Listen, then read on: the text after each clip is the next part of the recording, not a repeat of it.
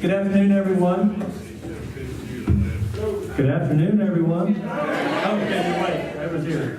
My name is Mike Miller. I'm the director here at the Austin History Center. It's my pleasure to welcome you all to our program this afternoon. I'm just going to talk for a couple minutes before I turn the program over to Charlie Betts.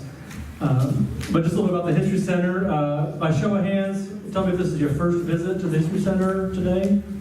There's a few new here. Welcome. I appreciate y'all coming today. And for those who are returning, I appreciate you coming back. Today's program is tied to the exhibit we have in this room called Play Ball, Austin and the Great American Pastime. And it's just kind of a fun, light tribute to Austin's connection to America's pastime, the game of baseball. This exhibit actually came about by happenstance. I was working in the reading room, had someone call in, had a certain question had something to do with baseball, and I had pulled our file of photos of baseball, and as I was going through that, trying to answer this person's question, I kept thinking, man, there's a lot of cool pictures of baseball at Austin. This would make a great exhibit. We just so happened to have a gap in our exhibit schedule that coincided with baseball season, and so we decided, oh, there we go, now we have an exhit. And so we did a nice little fun exhibit on baseball. Coming up here, just a little commercial. The next exhibit, and this exhibit will be up through mid-August, and then opening on August 29th is an exhibit on the photographs of Dewey Mears. Dewey Mears was an architectural photographer who worked in Austin from the mid-1940s until the mid-2000s, and he's most noted for documenting the mid-century modern architecture of Austin. And we're going to have an exhibit of his work. His family recently donated his collection to us, approximately 500,000 negatives and about 65,000 prints. And we've sold it and gone through those and trying to get a sense of what's in there. And then we're going to have an exhibition of his work to document that. At the same time, we're going to have an exhibit up at the Austin Center for Architecture, which was over on 12th Street. And that is an exhibit about the architecture of Fair and Granger, which is probably one of the most well-known mid-century modern architectural firms in Austin. And so to complement the exhibit here will be an exhibit at their location. Both of them are open to the public and free. And we'll have an open reception for that exhibit on August 15th. So August 15th, August 29th, those are 2 dates to remember. Both of the programs at 6:30 and both are free and open to the public. Before I turn over to Charlie, I want to recognize we have a couple special guests with us. We have two former mayors, the two former Lees, Mayor Lee Cook and Mayor Lee Leffenwell. Back in the corner of y'all can stand and wave your hands, and we'll all thank you for coming. I'm very appreciative of you coming. Y'all have been very supportive of the History Center, both in your official capacities as mayor, but also afterwards, and I'm very appreciative of all y'all's support. With that, y'all didn't come here to hear me speak. I'm just happy you came. Oh, lastly, there's evaluation forms spread out around there. If you can, before you leave, fill one out. There's a basket on the tables with all the baseball memorabilia. You can drop it in there. There's also pencils at that same spot if you need a pencil to fill it out. We do read those. We do capture information. That's how we help plan future programs. So please take a moment to share your feedback with us. Thank you for coming to the History Center. Charlie, it's all yours. Thank you very much, Mike. Mike is our archivist. He probably said that, but he does a wonderful job for it. Today, this is really a special day, and I see so many people in the audience that I know from junior high, high school, even grade school. But we're here to honor 5 gentlemen who were on the team in 1951, the North Austin Lions League All-Star team, that went all the way to Williamsport, Pennsylvania for the Little League World Series and finished runners-up. They almost were the national champs. I was on the team the next year, and we were ready to go up there and win that doggone thing. And a bunch of kids from South Austin beat us. We didn't even get by the city limit. But it really is pretty amazing. This team is the only Little League team in the history of Austin, Texas, to make it to Williamsport, and I think that's worth a round of applause.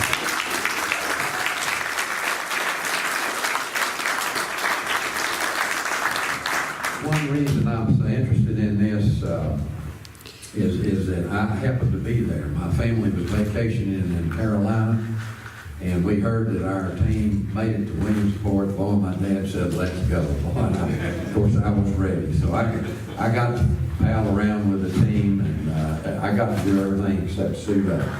I even got to meet Cy Young myself. So it was a real experience for me too. But for these guys, it was a lifetime memory.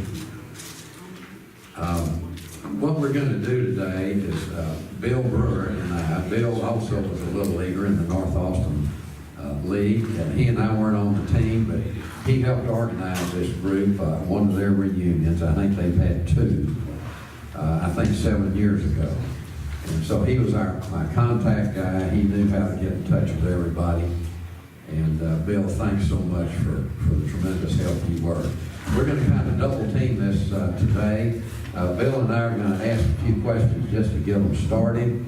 But the objective is we're kind of in a semi-organized manner. We're going to walk through the games, how they got there, what they remember, and the special things that they remember. So it'll be hopefully just mainly a conversation between these five men who had that wonderful experience way back there. But the last thing I'm going to do I'm going to ask Bill to introduce these five guys here in a minute. Before we do that, I want to remember the deceased members of this team as well as the ones that were not able to be with us today. The following deceased members and their positions: Tom Miller played first base. He was an Austin native and lived here his entire life. Tom, I think, died about a year and a half ago, something like that. Delbert Moberg was our second baseman. He enjoyed a teaching and coaching career in the Austin Independent School District, and I think coached baseball at Reagan High School. Charlie Lenore was a shortstop. He was a lifetime Austinite, and he worked in his family Lenore Construction Company business for quite a few years. Wilbur Irvin, he was in right field. He moved to Victoria shortly about junior high, I think. And Wilbur had a great career in public education, wound up being the principal of a high school. Bobby Nunez played the outfield. He was the only 11-year-old on the team that year. Bobby was one of the best high school athletes at Austin High of our era. He went on to have a career in banking and worked with artists in trading and financing artist prints. He also played for Darrell Royal. He returned punch for Darrell, but again was quite an athlete. I want to turn the page and recognize those who were not able to be with us. Two of whom have done well enough in life to be vacationing all summer in Colorado. And that's Greg Martin, who is one of our best pitchers. He also later on pitched for the University of Texas, then came back to law school and has practiced law in Houston since that time. Bill Hammer was our catcher, and I think he was a starting catcher pretty much on this team. I remember he showed his hand a few times after catching Lester, who threw real fast hard balls. His old hands be swollen up, his old catcher's hands. But Bill ran owned a sporting goods store in Giddings for most of his professional career. Don Renner was also a catcher. He worked for a pipeline manufacturing company most of his professional life, and he's one of those guys in Colorado today. Sent us his regards. Jay Arnett was unable to be with us. Jay was played center field for the team. He had an illustrious athletic career. Of my era, probably was the most outstanding athlete in these parts. He played professionally 2 sports, baseball as well as basketball. He was an All-American in Texas. In basketball, played on the United States Olympic team. And after he played professionally, came back, went to dental school, and he's recently retired from his orthodontist practice here in Austin. So we're missing Jay today. Bill, if you'll do the honors of introducing these guys, here's what we came for today. See if I can get this mic working. Jake thinking this is small enough room where everybody can hear me anyway. I played baseball with all these guys. Charlie and I played baseball with all these guys, but these guys were the best. They were the best. They got the World Series, and we didn't quite get to the top, but we came in second. But that was okay. We got there and played the game. On my right here is Lester Kitchen. Lester and I grew up here in Austin together. Played ball. Fortunately, he was older than I was, but he was a lot better than we were ever. He was a left-handed pitcher, and we couldn't hit Lester. That's all there was to it. Lester is an optometrist here in Austin. His father was a football coach at Austin High School. He moved to Fort Worth when he was in the 9th grade, and fortunately we were happy enough to get Lester back here in Austin. And Lester's been here for 35, 40 years now, Lester. So almost 50. Almost 50. Next to Lester on his right is Sam Bowman. And Sam Bowman, Bill, put that mic up and see what, just, let's see, is that better? it's working. Okay. Yeah.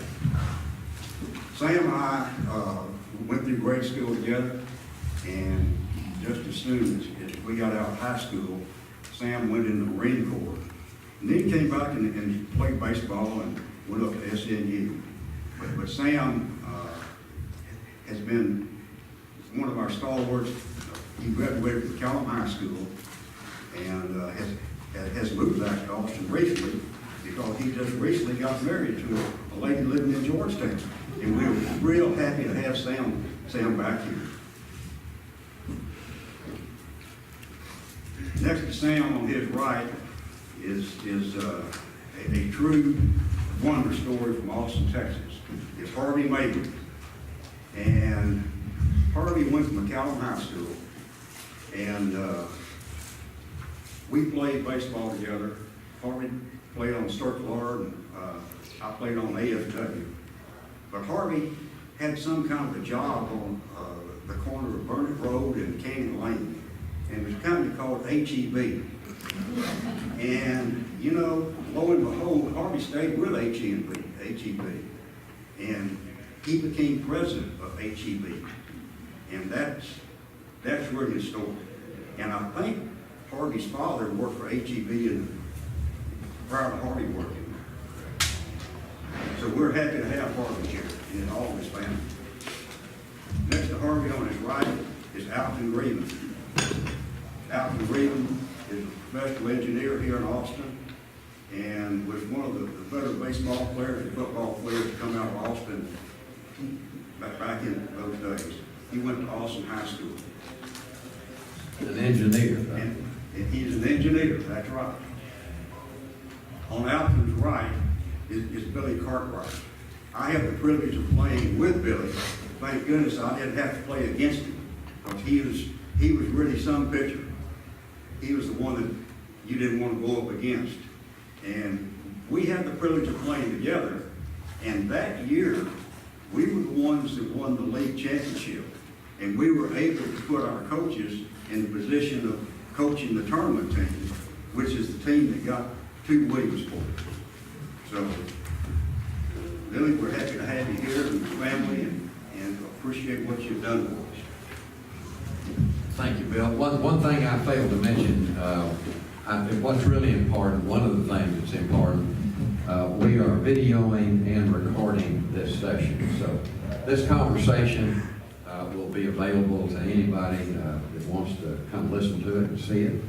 And your great-great-grandchild might want to come one of these days and see what great-great-grandfather looked like, talked like, and we'll be doggone proud of it. We're just going to start off the conversation now. I'd like us to kind of take it somewhat in chronological order. It took something. You had to win some ball games to get to Williamsport. What was the first one? Somebody grab the microphone. South Austin. I believe South Austin was the first one we had. Well, get that microphone out of there. about South Austin team? South Austin team was a very good team. That was the hardest, that was the toughest game we played till we got to Williamsport. We beat them 1-0, I believe. And it was glad to get out of it. Yeah, South Austin, what I remember about it, the pitcher had a great curveball, and he was just tearing us up with his curveball.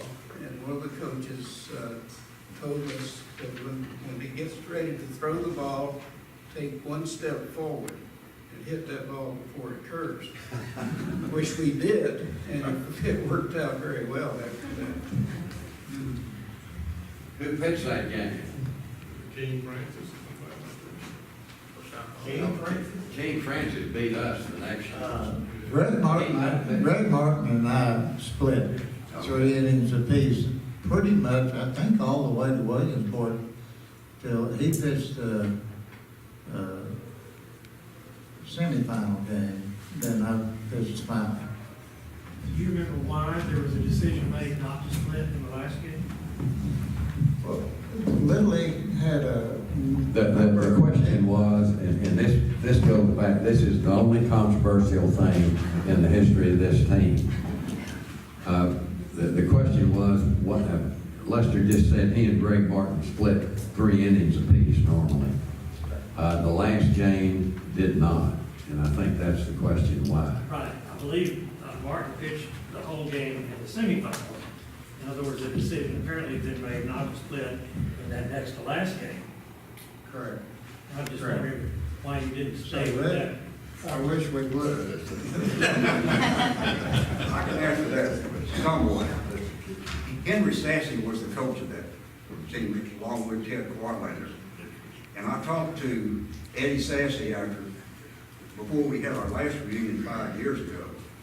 And Eddie Sassy said that when we were playing California, which is a game that we won handily, he said that Ted Quadlander said, let's let Greg Martin pitch that game, since he'd already started the game. And so Greg Martin pitched that whole game and couldn't come back and pitch in the last game, which, today we wonder if we'd had Lester for 3 innings and Greg for 3 innings, what would have happened? I remember that Lester, of course, was a big ball, a fastball pitcher, as I recall. And Greg was more of a off-speed maybe and curveball pitcher, is that generally accurate? Was it such that going from one to the other gave the team an advantage, that the other team was disadvantaged trying to go from hitting a fastball pitcher or vice versa? It got us to the championship. As far as I'm concerned, it got us to the championship. Before we leave the South Austin game, we've got a gentleman in the audience who played for the South Austin team. Lee had a particular experience that he was reminiscing about. Mayor Lefty, well, how about telling us your experience playing these North Austin guys? Okay, do I need a microphone or can everybody hear me? We can hear you.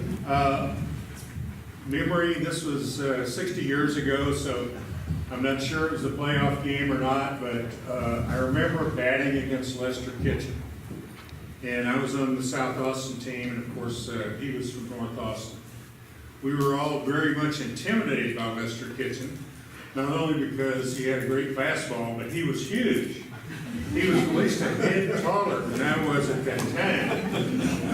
And, the Little League, the maximum age is 12 years old. We were all pretty sure he was at least 14. I just spoke to him out in the hall, and we're the same height now.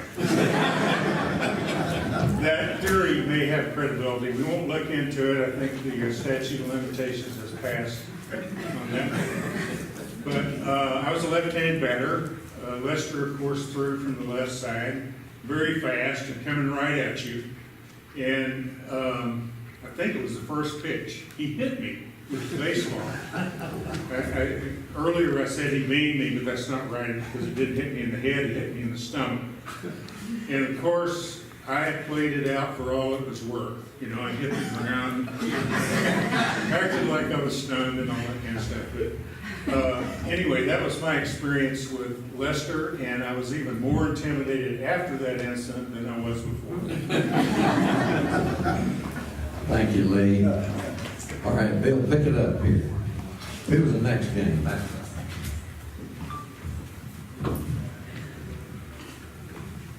Okay. Let's go to the next game. I have us playing Paris, Texas. Does anybody remember that game? I can't even remember what the Austin was last weekend. Was that in Houston? Yes, that was in Houston. We played in Houston. We went to the regional, which was in Houston. And I've got information that shows that we beat Paris at least 12-0. And I've got some pictures out there showing Lester Kitchen hitting 2 home runs. And I only remember one because I've got the baseball. they lost the second one then, but I've got 2 pictures out there show 2 different angles. And it looks like he hit 2 home runs. Maybe, maybe not. But that's where we got. I do have a remembrance of that game, but it wasn't the game. In warm-ups, I was playing left field, and as customary, they'd hit high balls, we'd catch them, throw it back in. So whoever hit the ball, it was over my head, and I was running back, looking at the ball, looking at the ball, looking at the hit the fence, full speed. It knocked me out. So, other than that, I don't remember a bloody thing. We need to back up just a little bit, and I'd like to ask Billy Cartwright if he would address this. How did we get the coaches to coach the tournament team? We won the league. AFW won the league, consequently, the coaches got to coach the tournament team. That's something. We got, and you remember, Billy and I played on the same team, so we're trying to go in back and forth here, trying to remember a couple of things. But did you remember the first game we played in the league that year? You remember who it was against? It was against 7-0, and we won. We beat Lester's team. And that set the kind of the tone for the rest of the season, because, you know, then we had to beat Greg Barton. But we won our league, and that's the reason Ted Quadlander and Henry Sassy got to coach the tournament team. And in my opinion, if we hadn't had Sassy and Quadlander coaching the team, I don't know how far we would have gone. Ted Quadlander was a excellent baseball player himself, and if my memory's right, he had a tryout with the Yankees, and he didn't make the team, but you know, he was there. He was that caliber of a baseball player. I'd like to ask the guys to make a comment or two about the 2 coaches or managers, Mr. Sassy and Ted Quadlander. And by the way, I'd like to introduce Ted Quadlander's widow, Mary Margaret. Daughter, I'm sorry. Could you give us a wave? This is Ted Quadlander's daughter. And this is my brother, Pat. All right. Thank you, Pat. We're glad you're here. I would like to ask for any comments you guys might want to make about those 2 coaches. They were very, very humble, very knowledgeable, and good people. The only experience I had with Ted was when we went to the playoffs. He was always against us. I was a 7-up Tiger. I want to straighten something. So the first year we played in 1950, we played the 7-up Tigers. We did not lose a game. All season, we didn't lose a game. I think a highlight for me. What I remember most about the coaches, all the boys came from North Austin, but we came from 4 different teams. And we all played against each other, and we were competitors. And, you know, looking back, at the time, I didn't really even think about it, but looking back at it, I think the coaches did an outstanding job of bringing us together immediately to create a team of people that had not worked or played together at all before this. And I think that was the brilliance of these two men that caused us to go as far as we went. I have to agree with that. My remembrance of Ted Quadlander was that he was a real fanatic, if you will, about the fundamentals of baseball.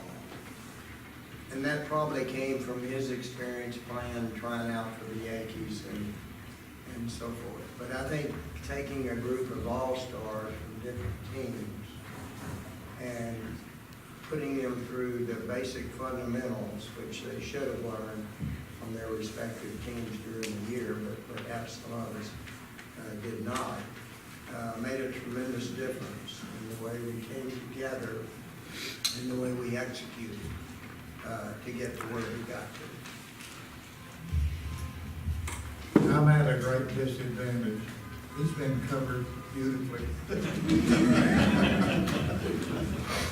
I think one other thing, in our last reunion, Ted remembered more than the rest of us put together about exactly who did what and when they did it, and the whole, I mean, it was very educational for me at least, because I'd forgotten a lot of stuff that he was able to recall and bring to the rest of us during that 5 or 7 year ago reunion.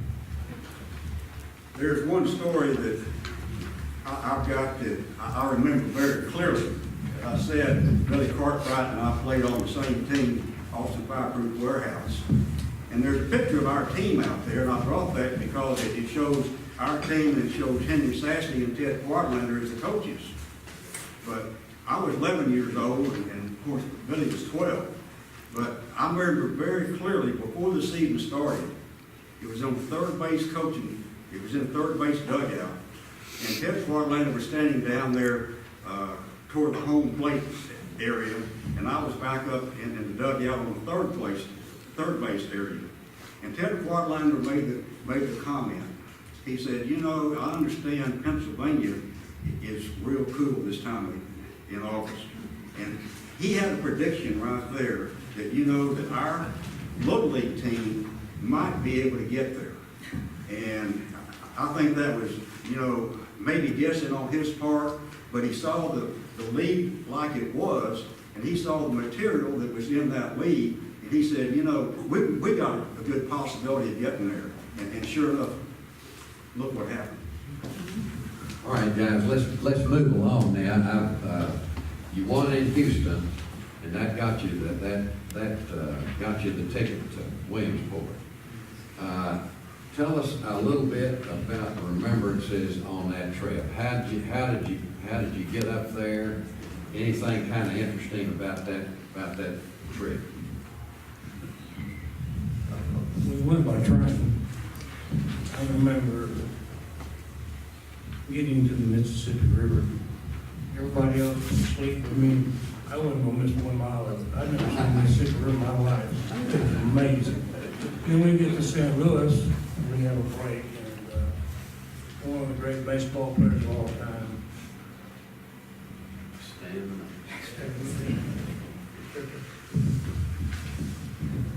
What ended to me was when we got to St. Louis, we had a layover, as you said, I couldn't believe the railroad station there. I mean, we had that little railroad station there in Austin on 3rd and Congress. It was just a one-horse railroad station. And I used to ride that train to Houston to visit my cousin. That's the only experience I had. And then we changed trains in St. Louis, got on the Pennsylvania Railroad, and then, oh my God, they had a dining car. and then went back there, they had a club car. What is this? But I do recall we played poker going up and down too. Mark, he grabbed that. Yeah, he's got one. Stan Musial autographed baseballs, and I still have mine that he autographed during that period of time. His name has faded a little bit on the ball, but it's still recognizable. And it was. And who was the player? Stan Musial, yeah, Stan Musial. Yeah. Well, obviously Stan Musial was impressive, and I'll never forget that. But seeing Busch Stadium at that point in time was made a real impact on my life. I'd heard of Busch Stadium for years, and it was something way out there in the distance that, you might get to go to sometime. But to go there and be well received by the people in St. Louis and perhaps the Little Leaguers of that era, and then be able to come in contact with Stan Musial was tremendously impressive. I've still got my baseball from Stan Musial likewise. And the only thing I really remember in bunkmate was the littlest guy on the team, Dylan Mulberg. I got to sleep. The disappointing part of it was I was wanting to see the Ozarks, and we're going through them in the middle of the night. I didn't see a thing. So, but the trip to St. Louis, somewhere, was that the only stop, real layover we had? That's where we were at, Chicago got on the train. Yeah. Well, somewhere. Corn frog, bigger than there, right? Somewhere along the Little line. louder, guys. I think we stopped in Pittsburgh and a bunch of kids from Chicago, baseball guys, and got them on the train. We got to talking with them actually. And we were telling them our horn frog was bigger than their rabbits. And actually they believed it. And I remember one of them, I said, well, where are you from? And he said, I'm from Chicago, the Windy City. Not Chicago, but Chicago. Oh, we go. They were.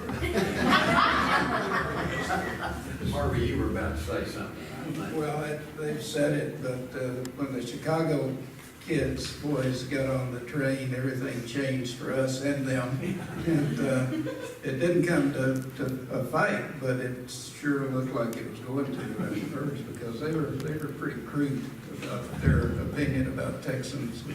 Were they gonna play you in Williamsport? I think they were. They got beat in the first game. Okay, they were going to the same place you were. They were. I was happy for them. Alvin said he was happy for them when they got beat. Lester, you were about to say something, I think. But not. Okay. All right. Before we get to the games in the Little League World Series, before we get to the games, I'd like to ask you about some highlights. Or did they have any special occasions for you, for the participants? I know you got to meet Cy Young. That had to be a highlight. Anything along that line, any kind of special occasions that you recall, other than the games themselves, which we'll talk about? They had a picnic, but Ted and Sassy wouldn't let us go because they wanted us to rest, as I recall.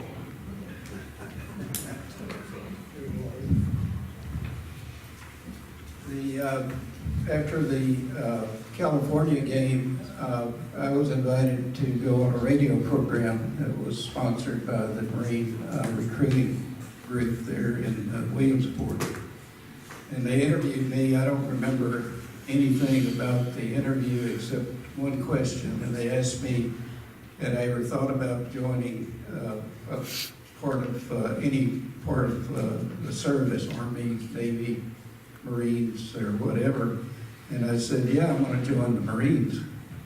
Not even thinking that they were sponsoring this program. But the Marine that was interviewing me had on a hat that had the Marine Corps emblem on it, and he took it off, took the emblem off and gave it to me. right then, and I had it on my couch the next morning in the game, which their coach immediately took away from us. Lester, anybody? I think we were invited to the picnic, but the only thing I remember about that picnic was that all those Yankees went swimming in the cold water up there, and we weren't about to get it. 50-some odd degrees. And they all jumped in and swam, had a great time, but their water was, even Barton Springs too cold for me, and this is a lot colder than that. Well, having the opportunity to meet Cy Young had to be a real special thing. Anybody have a particular memory about Mr. Young? I do now, because I forgot to get his autograph. Especially with the mouth on it, this is the greatest ball player ever played.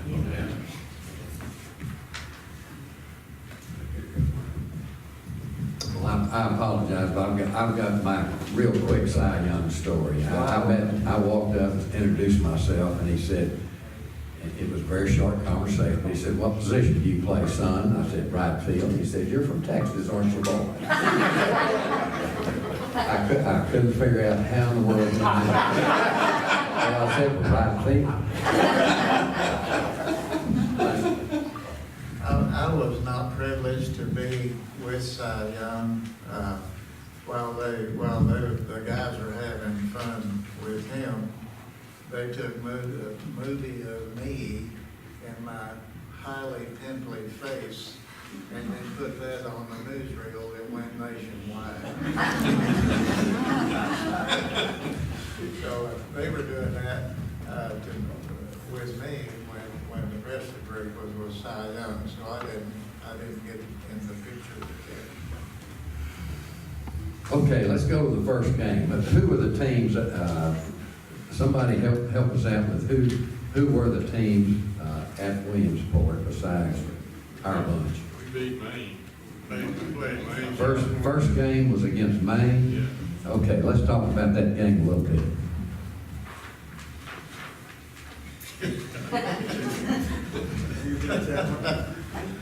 Greg and I split that, we won. The Maine baseball season must be about a month and a half. All right, game number 2, California, I think. What do you remember about that game? Anything memorable? I had a pitcher that threw pretty hard, but he threw me a curveball. I know I missed it 3 feet. That whole stands just roared. Made me mad, boy. You could have went down the middle of the next one. It was on top of the buses behind the left field stand.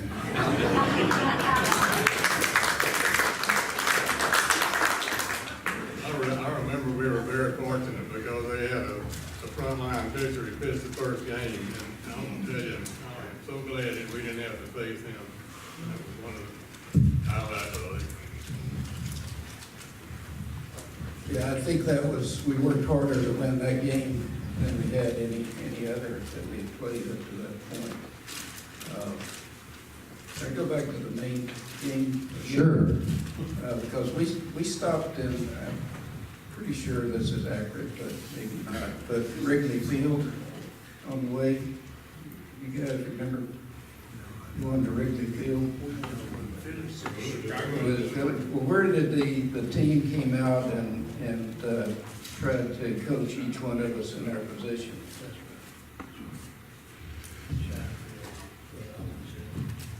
It was Cincinnati Reds, Okay. Phillies played.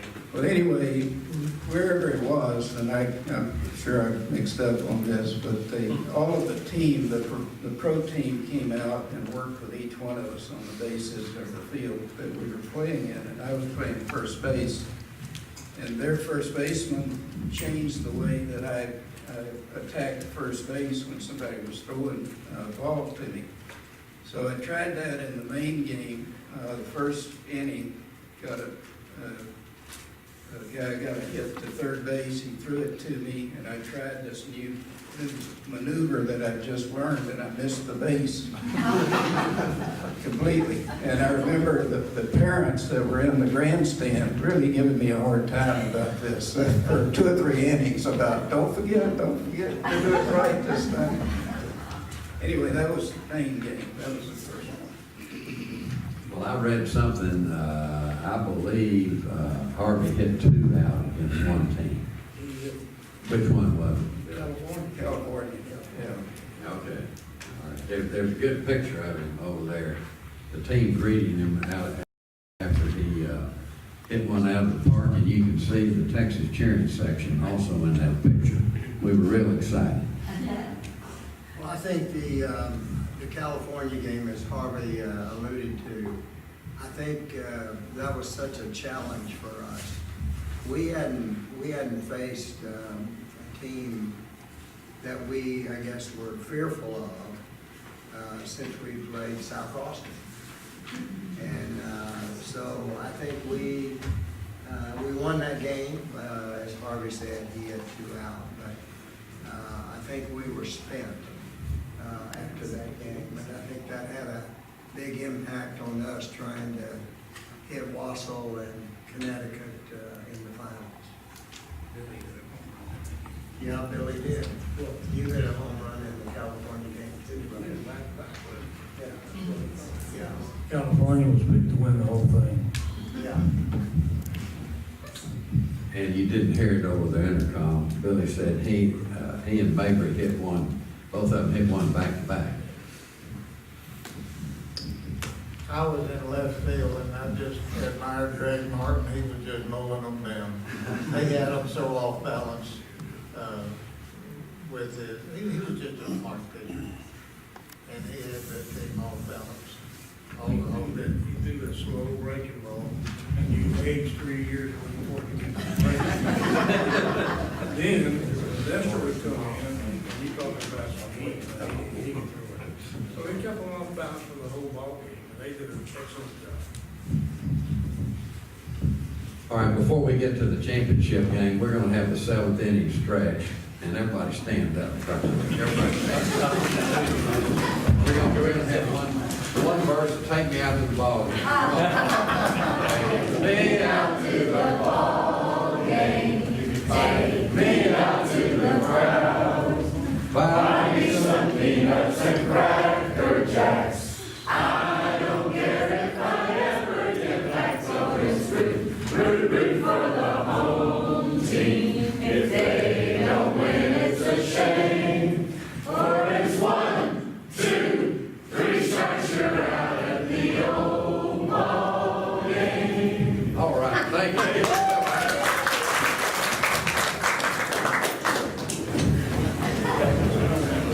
Charlie, Yes, Vic. let me make one observation here. I just saw somebody come in that said he wasn't going to be here, thought he might be here, but he sure enough he's here.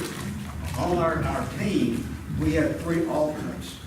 One, Ben Nix, who played for Austin Property Warehouse. The other was Hilton Spitzenberger, who played for Starkwater Barbecue. And the other was David Miller. David, will you stand up?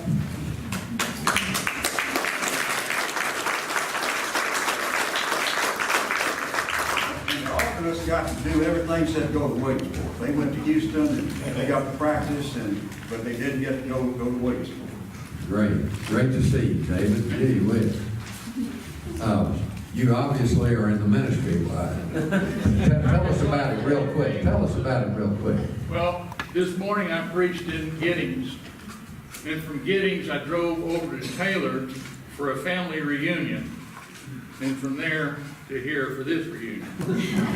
Bless you, brother.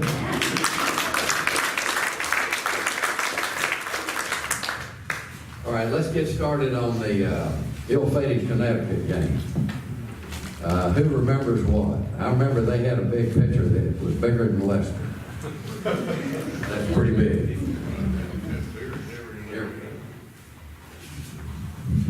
I remember he was a very good pitcher, very fast. That's all I remember. I got 2 walks and a strikeout. That's the best I could do.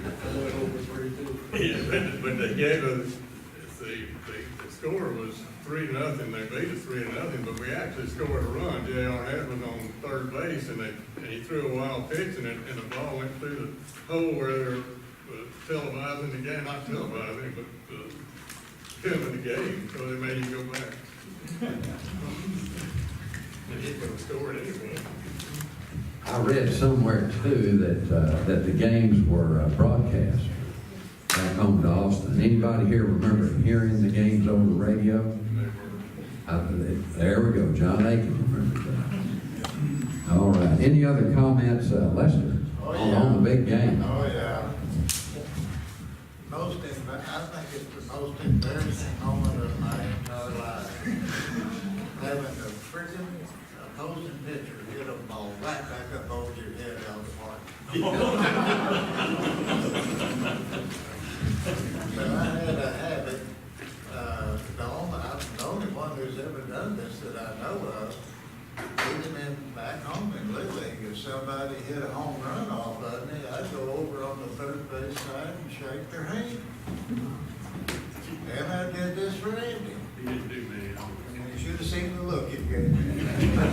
But I said, good, and he said, thank you. And so, but they had two guys on the team. They were 12 years old, and they got beards. They said, no, that is Magnum PI. And they bounced the ball off the fence. They didn't hit a home run, but there were two of those guys, and they were bigger than me too. So, but give credit to the team. That team went on and won. They won that World Series, and I think 3 more after us, the same group of guys. So that was a group of guys. I had an instant call in 1992 somewhere in there. I got an instant call from Dallas, and it was one of the guys that played in the outfield on the team from Connecticut. And he asked me about all our players, and I did the best I could do, and he did the best he could do for that. And I asked him what happened to that pitcher, and he said that guy really kind of turned out, it was kind of a tragedy. He just never made anything after that. I didn't press him on it, but he was ugly too.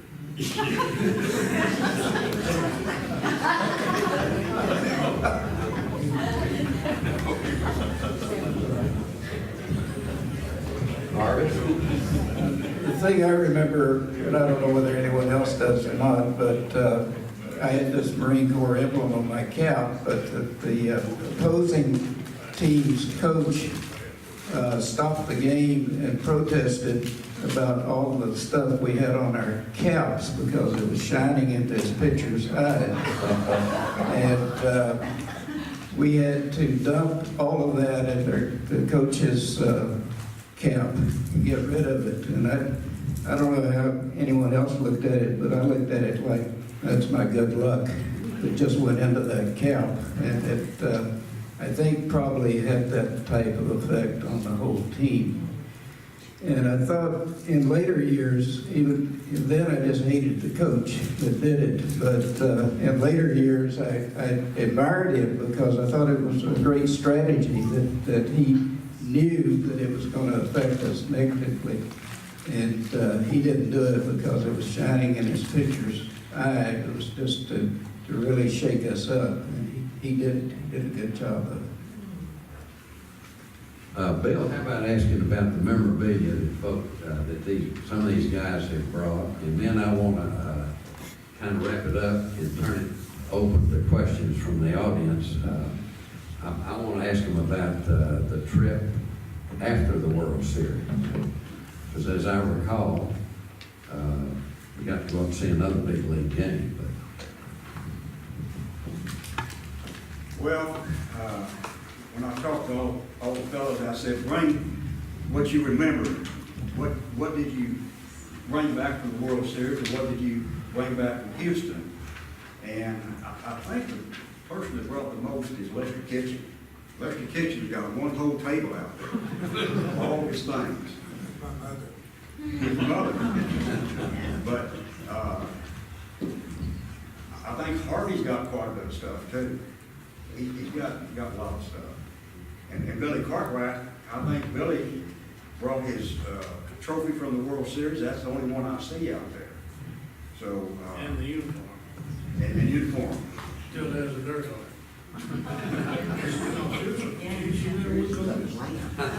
Well, there's somebody bring one of those uniforms in there, probably Lester. I know Lester got dirt on it. Let's just take a look at it for a second. Bill, here is the medal that they got too, and I wore it, so I wouldn't misplace it. On the back, here's the picture, and on the back of it, it says second place.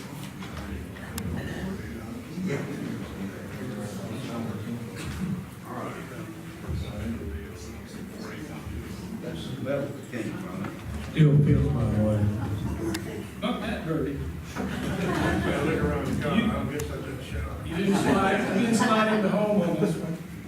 That's not Lester's uniform, that's Billy Cartwright. This is yours, right? Yeah. Because Lester's is dirty. A friend of mine's son, Lawrence, I think, did a high school, some kind of program on it, but he lost the socks. And they were good for him. I had stopped. Yes, they were orange.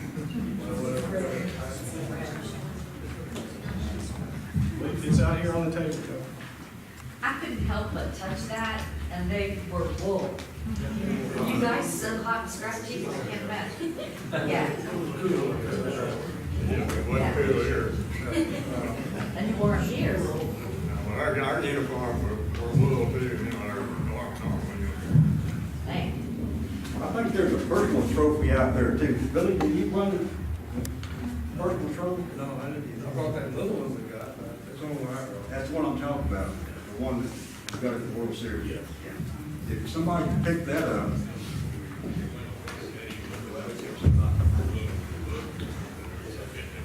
All right, while we're grabbing that, does anybody have any questions for the guys from the audience? Who provided the uniforms? How did y'all get to take the uniform? You talking about the uniforms for the World Series? Yes. Those were provided to us, and all the other teams got the uniforms given to us by the Little League World Series. The only difference was the color on them. That's the only distinction from one uniform and the team. Yeah, I lost it. I think my son tried to play with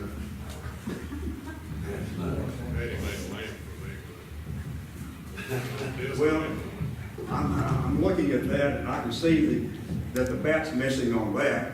And the trophies out there, of course, had bats in them at one time, but I was able to go to a trophy shop here in Austin and they ordered some. So those aren't the original bats that were in those trophies, but they're as close as we could get because they don't make those anymore. Well, we, you know, the Lions Club furnished those trophies for us. The only thing we received up in Pennsylvania was a silver medal. We didn't get the gold medal, we got a silver medal. Here's the back. I glued it on. I'm gonna give that to Lester. I don't want Paul. Bill, this is,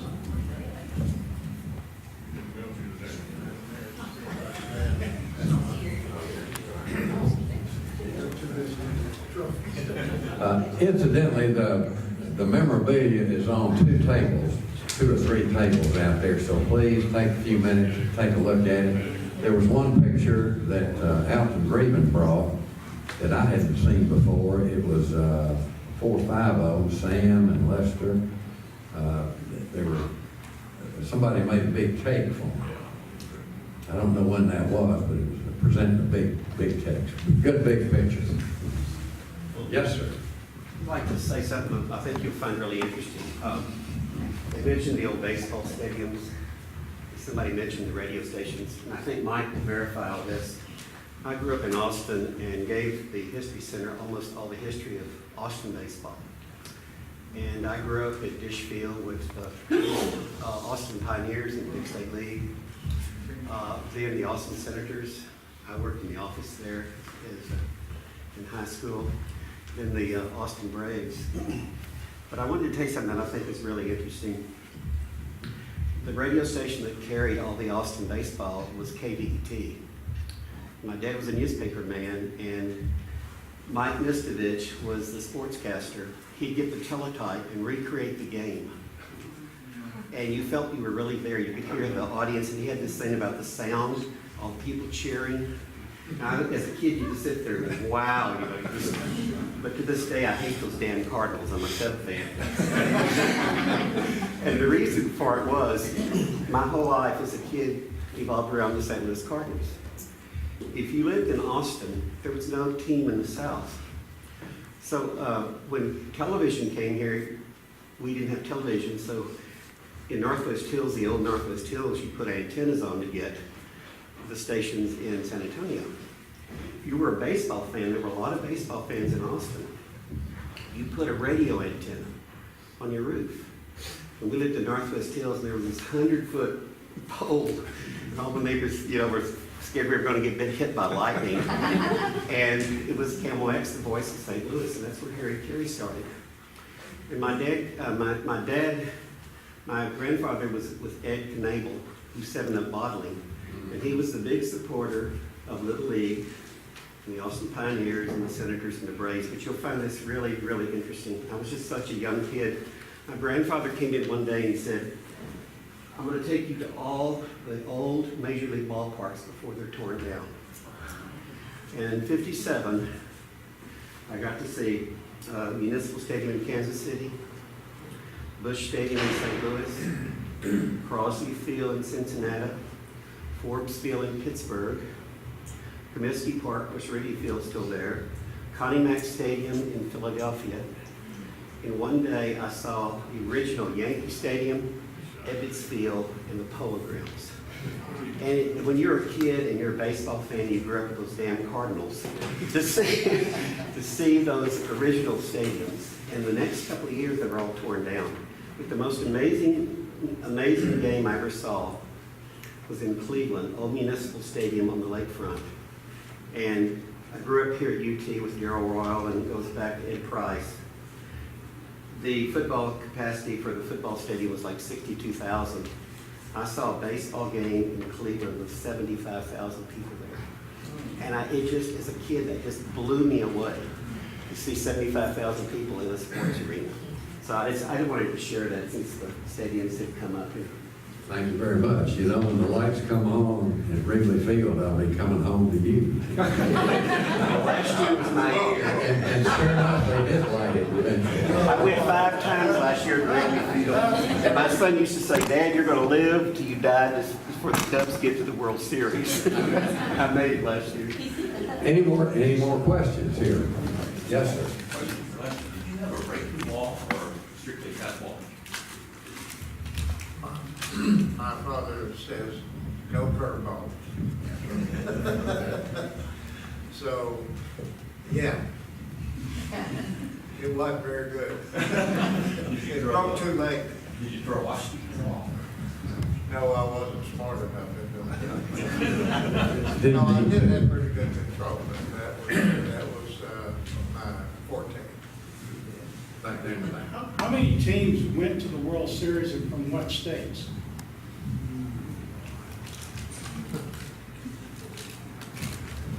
California, Maine, Chicago. Connecticut, Well, yeah, Connecticut. Texas, I don't know.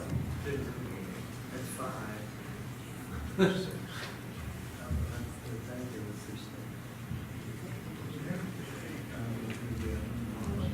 That stumped them. You stumped the panel, Lee. Yes, ma'am. I want to say Billy Hammer in here today, but he has an enormous collection from this. I think his mom saved the Kleenex even. But it's incredible what he has. And I want to just share this. When we were little, that box you know, that has the bat in it and the trophy and the greeting cards and all of that. It was up high in a closet, and it was with my parents' marriage license and our baptismal records.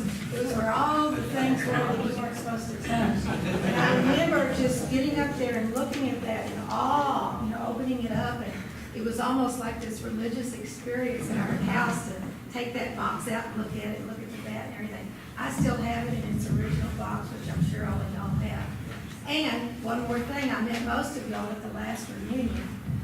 And I told all of y'all that I was doing a documentary on this team here, because Austin has never done anything on it. And unforeseen, my youngest brother died unexpectedly. And then there was a big illness in our family that kept me from moving on with it. I am still doing it. And it gathered so much information, and I am so happy that the archives here has started collecting these things. But because just 4 years ago, I called here and there was nothing, absolutely nothing. And the only year that all of the games in Williamsport were televised, taped, guess what year is missing? Billy Hammer even went there looking for it, and it's the only one that's missing, unfortunately. Thank you. Lee? I just want to say first, in response to my friend over here, that I was then and still am a St. Louis Cardinals fan. But the real reason I stood up is his comments about Ed Knable. Ed Knable probably contributed more to baseball in Austin, Texas than any other single person. When the Little Leagues were formed, and this was the first time they were formed, there were 3 of them here in Austin. I think it was North Austin Lions, South Austin Lions, and I think the East Austin was 10th Ward. 10th Ward. 10th Ward. 10th Ward, but I think it was sponsored by the Sotan Club. But the point is, Ed had a 7-up team in every league. That's right. And he, of course, started with the Austin Pioneers, and I can remember as a kid going to those ball games. My best friend is George Knable. You probably know George. He lives in North Carolina now, but he and I were talking about this the other night, and he had every young boy's dream come true. He got to be bat boy for the Austin Pioneers. And in those days, he told me that they had a team bus. It was all in Texas, and they drove all over Texas in that team bus to play teams out of town. And they didn't have a hired driver. They couldn't afford that, so they just kind of alternated. And he said one time, everybody said, "We're tired, George. You know how to drive. You just drive it." He said, "I'm only 14. And I said, "Yeah, but you have a driver's license." Nearly everybody had a driver's license at 14 in those days. He said, "I've never driven a bus before," and they said, "We're sure you can do just fine." He drove the team bus from the hotel to the ballpark that day. George is still around. I'm sure he can provide a lot of corroboration on that. You know, I think Ed Knable's contribution to the city of Austin and baseball somewhere along the line needs to be better recognized. Absolutely. He worked a lot of us kids. We had summer jobs over there lifting those wood crates. They were sure heavy, but we sure.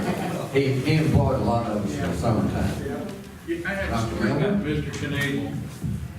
You know, they used to pass the hat, you know, to get donations. Yeah. My dad was sitting next to Mr. Knable one day, and he said, Mr. Knable pulls a bill out of his pocket, and he folds it up into little, you know, small bits so people couldn't see it. He put it in a plate, and as it went by my dad, it came unfolded. It was a $20 bill in 1951. And I didn't get to go to Williamsport, but I have a memory from Houston that I'll never forget. I think Mr. Haberman came over to the dugout, and he said, "Guys, I was just over at the Houston dugout, and those guys are talking about whenever they get to Williamsport."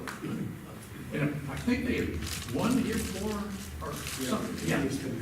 And he said, not taking you guys serious at all. You guys started jumping, chewing backs, and I mean, just going crazy. Now, he may have won that game for us. Also want to remind y'all something that I reminded at the last reunion, and that is there are 3 senior softball leagues in Austin. There's a 50 and over, 55 and over, a 65 and over, and there are several tournament teams, including a 70 and over and a 75 and over. And you guys ought to be in this stuff. I play in all 3 leagues. They still let me. You never had so much fun in your life. You know, there's a sign that says, no cursing, taunting, or trash talk. And I said, you know, I understand no cursing and no taunting, but if we couldn't trash talk, everybody would be mute. You know? You guys need to sign up. Thank you, Melber. Yes, okay. I'm going to take one more, and then I'm going to come back to the trip after the World Series. I just wanted to ask, did all of your parents go when y'all went, or did just the coaches were responsible and some of the parents went? My parents didn't go. I can't imagine sending 10-year-olds off on a train to 12-year-olds off on a train so far away. Only parents I remember were Ornette's parents.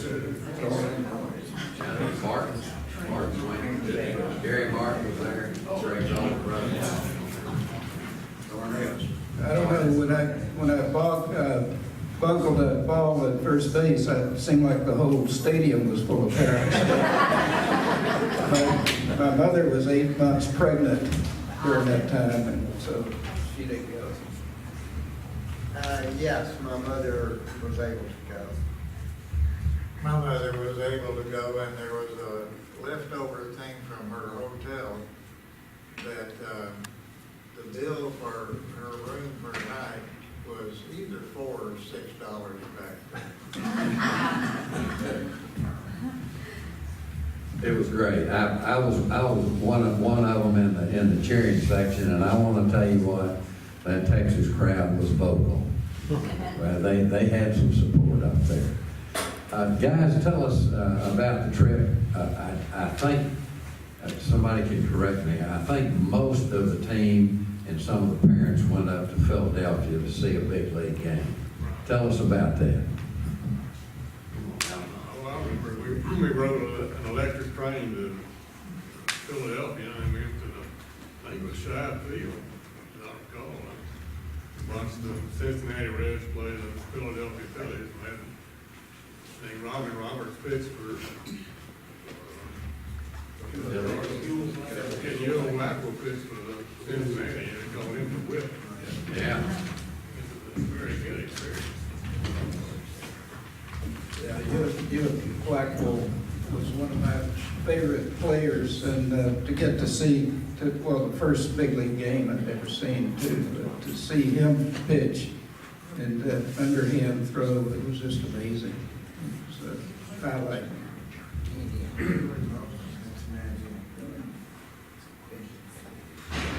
Well, Robin Roberts was one of my favorites, and so to get to see him pitch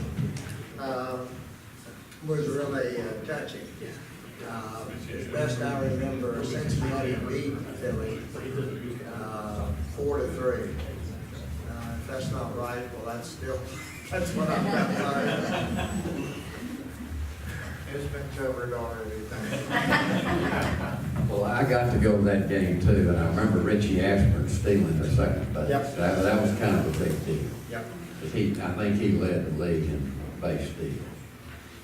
And it was a thrill. It was the first major league game I'd ever seen. Let me show of hands. Was it y'all's first time? You saw the one in St. Louis. Y'all saw a game. No.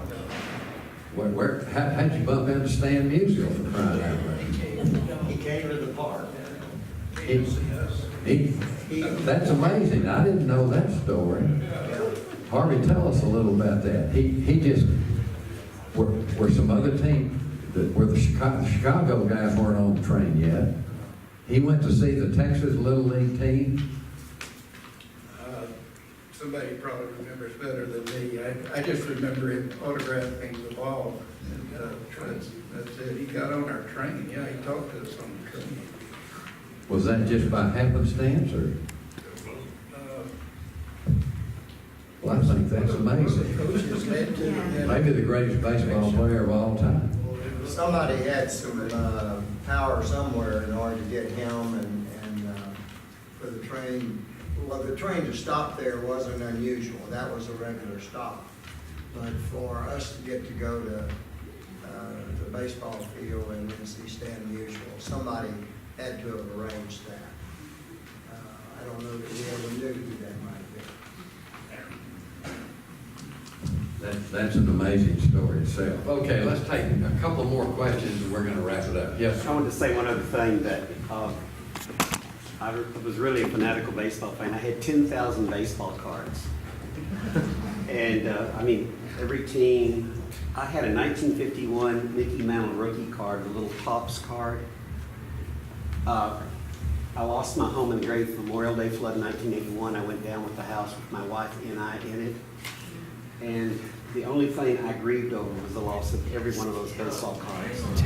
And when I went to file the claim, everyone said, nobody has 10,000 baseball cards. And they denied the claim, but you could have the damn house but my baseball cards. I've still not gotten over that. Yes, Dr. Chris. I'm just, I'd love to hear more stories about the Chicago boys. I'm just a little interested in that. And before it gets wrapped up, would you do me the big favor of each of you pointing out which one, where you are in the picture? I'd just love to see that. Absolutely not.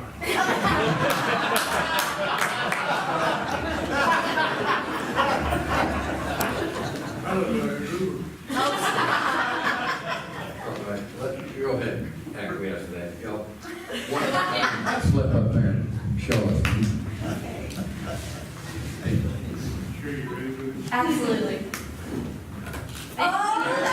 There you go. All right, Alvin. Smart. Do not look like our. The big man. I was lucky 13.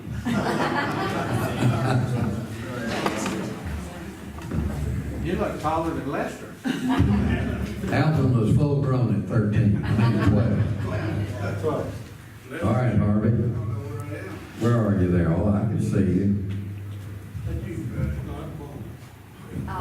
There you Yeah, this is tall as the other guys.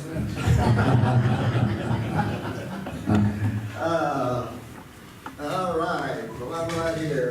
Right in the middle of everything. Sammy Bowman.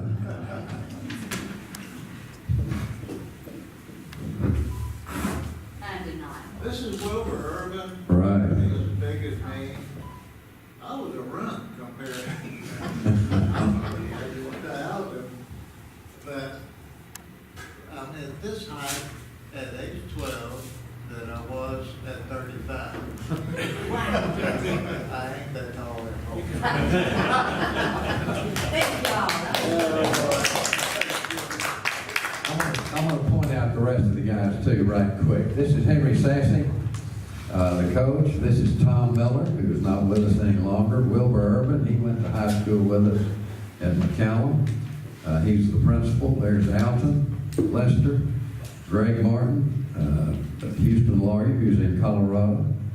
There's Mike. You were taller than Greg. Harvey. Yes, I was. Here is Charlie Lenore, who is not with us. Here's Billy Hammer, the catcher. I can still see his sore hand. Bobby Nunez, which was the best looking kid of the bunch. Jay Arnett, who was our great athlete. There's Billy Cartwright again, Sammy Bowman. Delbert Moberg was really a fine second baseman. And Eddie Sassy, Mr. Sassy's son. Eddie's a doctor, medical doctor. Charlie. Quite a group. Yes, Sam. Oh, I sure did. Here's Ted Quadlander, the coach.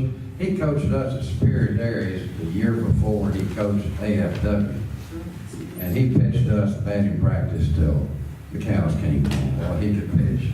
he could put them over the plate every time.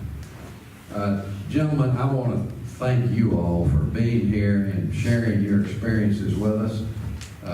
It's been a great time, and it's going to be here at the History Center for posterity, and I think it'll be a wonderful thing. And thank all of you who came today. It's such a privilege to know these guys. They have made us proud.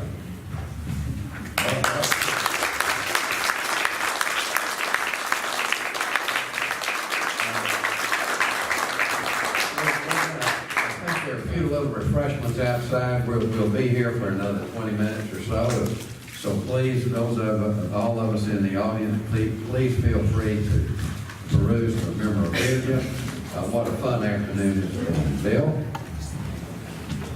Just one last thing. If you look at the trophies out there, you'll see something rather strange. One trophy is from the South Austin Lions Club.